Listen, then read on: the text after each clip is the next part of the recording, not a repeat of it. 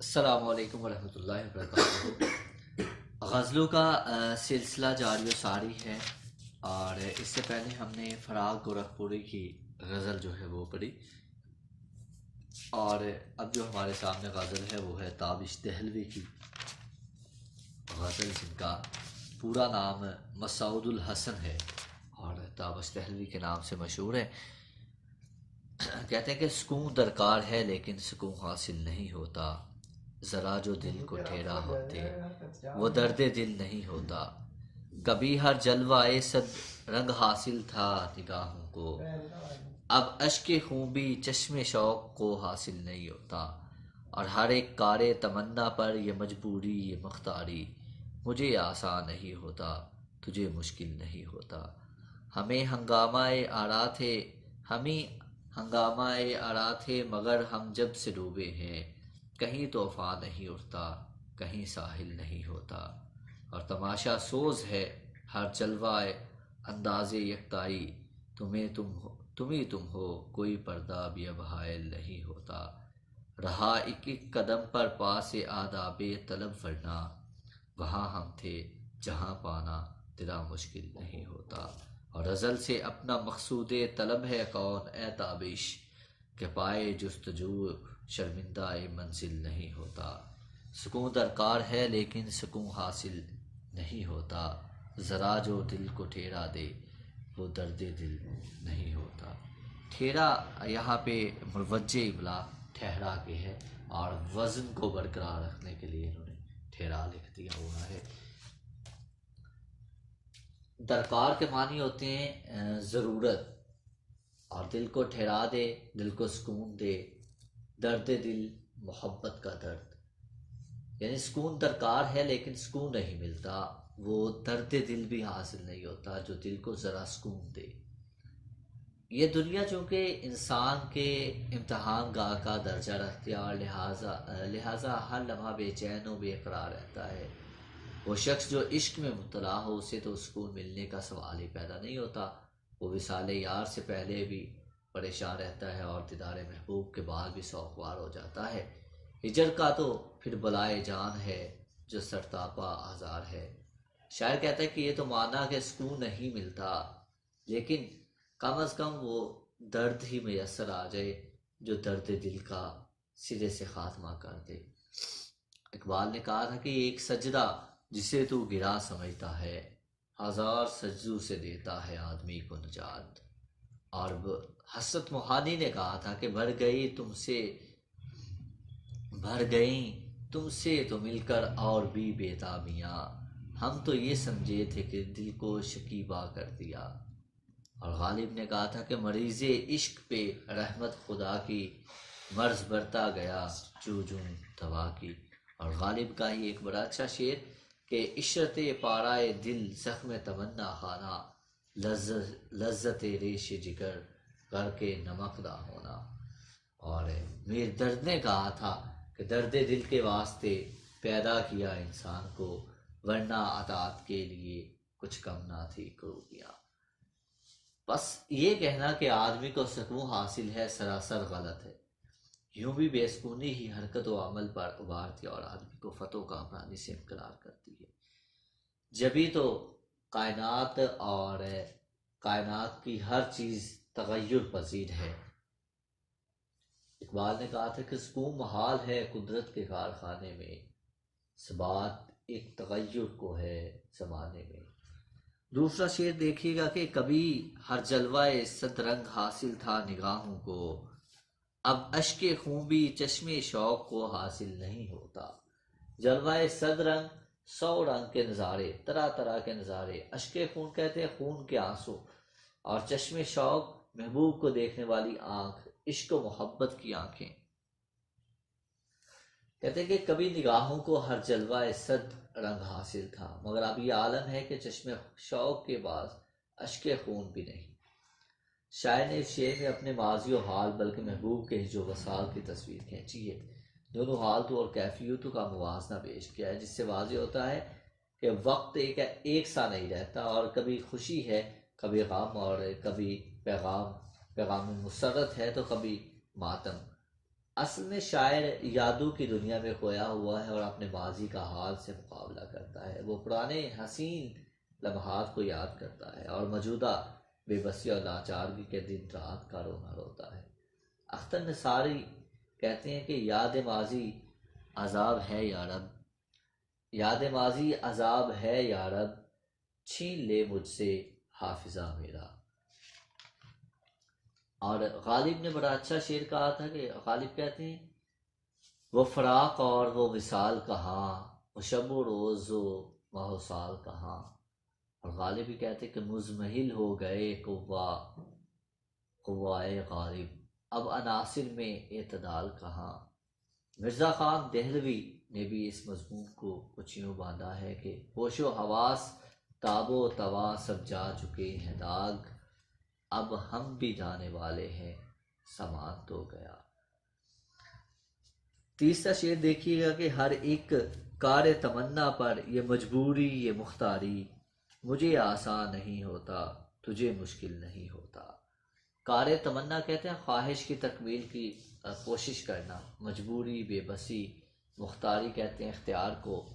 کہتے ہیں کہ اے اللہ ہر ایک کار تمنا پر ایسی مجبوری ہے کہ میرے لیے آسان نہیں اور تیرے لیے مشکل نہیں کہ تو صاحب اختیار ہے۔ اس شعر میں شاعر نے صوفیہ کرام کے تصوف کے حوالے سے دو نظریات پیش کیے ہیں جو کہ نظریہ جبر اور نظریہ قدر ہے۔ بعض کے نزدیک انسان مجبور محض ہے اور بعض نے اسے مختار قرار دیا ہے۔ اس کو نظریہ جبر و قدر کہتے ہیں۔ ممتاز صوفی شاعر خواجہ میر طرب نے اس خیال کو یوں شعر کا جامہ پہنایا ہے کہ وابستہ ہے ہمیں سے گر جبر ہے وگر قدر، مجبور ہیں تو ہم ہیں مختار ہیں تو ہم ہیں۔ اور میر طرب نے کہا تھا کہ ہووے نہ حول و قوت اگر تیری درمیان، جو ہم سے ہو سکے ہے سو ہم سے کبو نہ ہو۔ اور کسی شاعر نے کہا تھا کہ جو لکھی قسمت میں ذلت ہو سو ہو، خط پیشانی کوئی کیوں کر مٹائے۔ اور میر درد نے کہا تھا کہ ہم کسی راہ سے واقف نہیں جو نور نظر رہنما تو ہی تو ہوتا ہے جدھر جاتے ہیں۔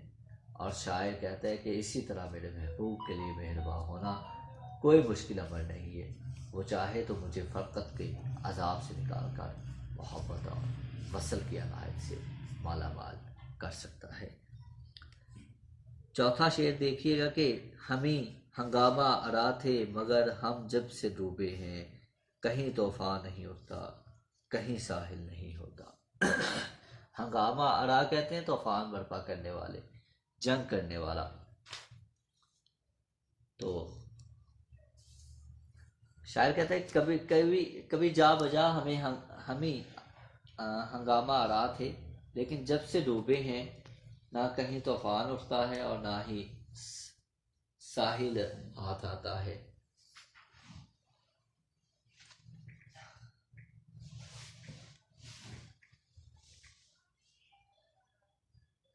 اس شعر میں شاعر نے عظیم انسانوں کے مثالی کارناموں خصوصاً دنیا اسلام کے جیالوں یعنی مسلمانوں کی معارکہ آرائیوں کا تذکرہ کیا ہے۔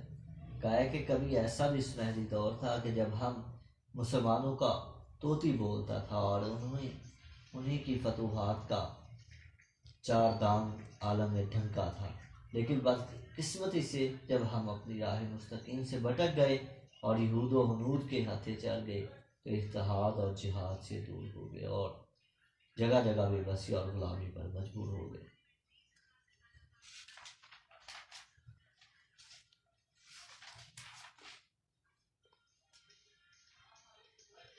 علامہ اقبال کہتے ہیں کہ تھے ہمیں ایک تیرے معارکہ آراؤں میں، خشکی میں کبھی لڑتے کبھی دریاؤں میں، دی اذانیں کبھی یورپ کے کلیساؤں میں، دی اذانیں کبھی یورپ کے کلیساؤں میں، کبھی افریقہ کے تپتے ہوئے صحراؤں میں۔ تو عالمی سطح پر بھی دیکھیں تو 7.5 ارب انسانوں میں سے کم و بیش 2.5 ارب مسلمان بے بس بلکہ بے حس ہو کر ذلت کے گلوں میں دھکیل دیے گئے۔ علامہ اقبال نے کہا تھا کہ وائے ناکامی متائے کارواں جاتا رہا، کارواں کے دل سے احساس زیاں جاتا رہا۔ بلکہ اہل اسلام کی بدحالی اور ابتری اور اسلام اور پیغمبر اسلام صلی اللہ علیہ وسلم سے دوری پر ہر اہل ایمان کا دل کرتا ہے اور پکار اٹھتا ہے۔ وضع میں تم ہو نصارہ تو تمدن میں حنود، یہ مسلمان ہیں جنہیں دیکھ کر شرمائے یہود۔ شاعر نے احساس دلایا ہے کہ ہمیں صرف مسلمانوں کا دعویٰ ہی نہیں کرنا چاہیے بلکہ اسے ثابت کرنے کے لیے دلیل بھی پیش کرنی چاہیے، اور فکر و عمل کے بغیر ایمان نامکمل ہے۔ کہا کہ نہ، جب تک کٹ مرو میں خواجہ یسرب کی حرمت پر خدا شاہد ہے، کامل میرا ایمان ہو نہیں سکتا۔ پانچواں شعر اس غزل کا دیکھیے گا کہ تماشا سوز ہے ہر جلوہ انداز یکتائی، تم ہو کوئی پردہ بھی اب حائل نہیں ہوتا۔ تماشا سوز یعنی نظارے کو ختم کر دینا، جلوہ نظارہ انداز یکتائی ایک ہونے کا انداز، ایک ہی نظارہ، اور حائل کہتے ہیں درمیان میں رکاوٹ۔ کہتے ہیں کہ اے خدا، ہر طرف تیری ہی یکتائی کا جلوہ ہے جس کے سامنے ہر جلوہ مان پڑ گیا ہے، اور ہر جگہ تم ہی ہو اور کوئی پردہ راہ میں حائل نہیں ہوتا۔ یہ شعر خالصتاً تصوف کا شعر ہے جس میں وحدت الشہود پر اظہار خیال کیا گیا ہے۔ وحدت الشہود یہ ہے کہ عارف کو ہر جگہ اس کا محبوب حقیقی یعنی خدا تعالیٰ ہی نظر آتا ہے، اور باقی سب کچھ نظر سے اوجھل ہو جاتا ہے، دوئی کا ہر پردہ چاک ہو جاتا ہے، اور ہر لمحہ خدائے واحد ہی دکھائی دیتا ہے۔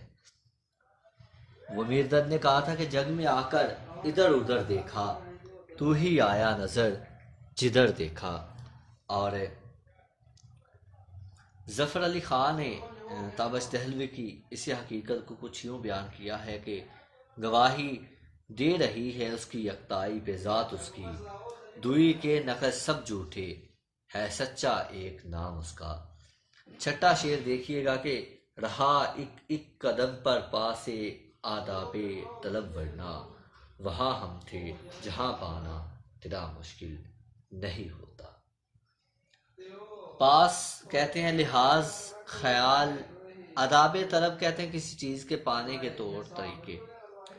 ایک قدم پر آداب طلب کا پاس رہا ہے، ورنہ ہم وہاں تھے جہاں سے تمہیں پانا مشکل نہیں تھا۔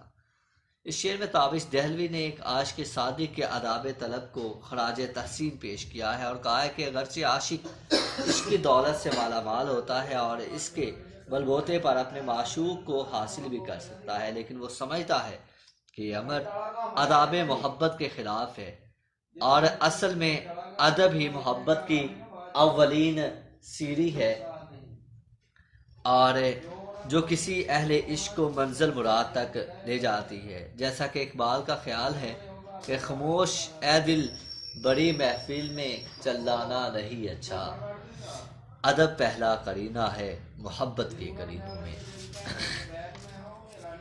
اور کسی شاعر نے کیا خوب کہا ہے کہ وہ جنہوں کے عشق کے صادق ہوں وہ کب فریاد کرتے ہیں، لبوں پر مہر خاموشی دلوں میں یاد کرتے ہیں۔